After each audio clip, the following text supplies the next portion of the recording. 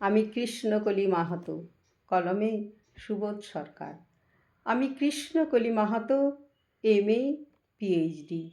আমার গা অমাবস্যা, আমার চুল মেষপালকের ফাল্গুন, আমার পিঠ সাঁওতাল পরগনা, আমার দুটো থাই, একটা বাঁকুড়া, একটা পুরুলিয়া।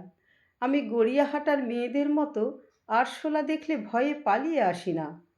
বোমায় বাঁ হাত উড়ে যাওয়া বাবা কতবার আমার বই পুড়িয়ে দিয়েছে, কতবার আমার দুঃখী মা বলেছে মেয়েদের বড় হতে নেই। মা, আমি ইউরোপ থেকে ডাক পেয়েছি, এই দেখো ইমেল।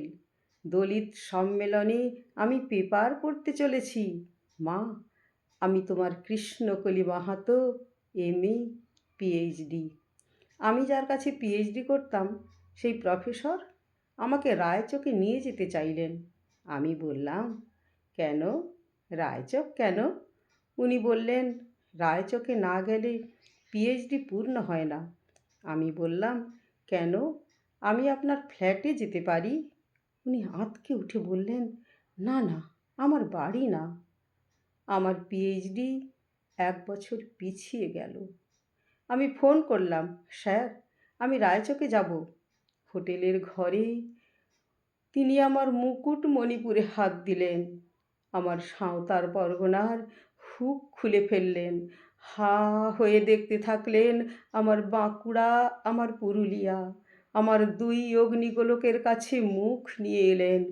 তখনই চিৎকার, আগুন আগুন আগুন, আমি পারবো না। সেদিন আমার প্রফেসর আমাকে ফেলে পালিয়ে গেলেন। আমি কৃষ্ণকলি মাহাতো, এমএ পিএইচডি। কত কষ্ট করে, কত অপমান সহ্য করে, জঙ্গলে রাত জেগে বই পড়ে আমি এখানে এসেছি।